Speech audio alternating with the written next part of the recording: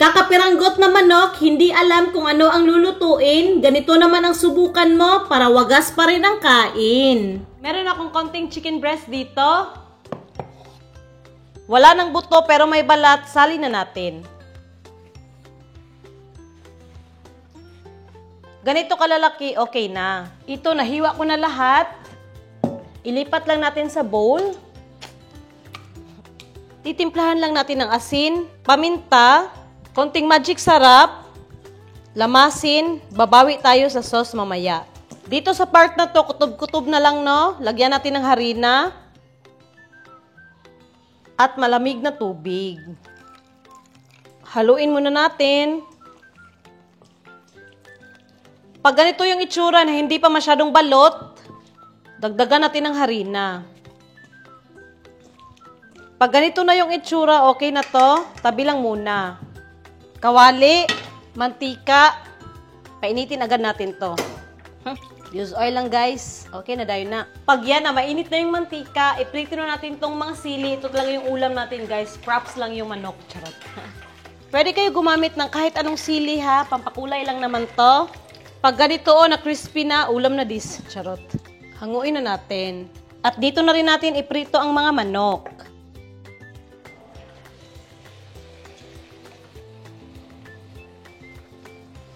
Yan, wala na. Prinito ko na lahat. Prituhin lang natin hanggang mag-slightly golden brown.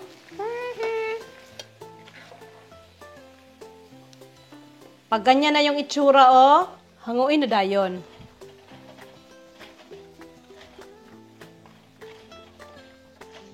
Ito na lahat. Papatuluin lang natin dito ng mga 15 minutes. Tsaka natin i-double fry. Pagkaraan ng 15 minutes, papainitin na ulit natin tong mantika.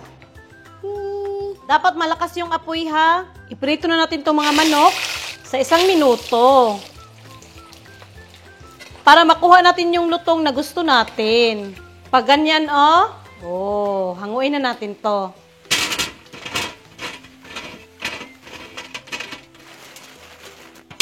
Diba? Achieve natin yung lutong na gusto natin. At gagawa natin ng napakadaling sauce. Huwag mo na sindihan yung apoy. 3 kutsarang toyo, 3 kutsarang suka, 2 kutsarang asukal, konting betchin lang or MSG, 3 kutsarang tubig. Haluin muna. At ito na halong-halo na, lagyan natin ng konting paminta. Haluin ulit at dito na natin i-on ang apoy sa mahina lang. Ganyan kahina okay na. I-doble nyo lang yung mga ingredients pag mas madaming manok yung lulutuin nyo. Pag ganyan nag-uumpisa ng kumulo, 1 kutsarang cornstarch na hinalo ko sa tubig, lagay natin. Para lumapot. Pag ganito na yung itsura na lumapot na lagay na natin itong mga manok at sili. Lakasan yung apoy. Lakasan yung apoy para hindi maging sagi yung chicken.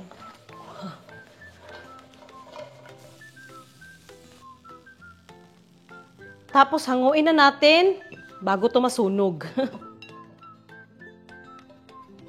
Yan looks yummy. Kung gusto mo mas appetizing, maglagay ka ng green di ba? At subukan na natin, wow. Napakasarap. Isa pa? Wow. Pwede rin 'to pang business ha, sa sobrang baba ng costing.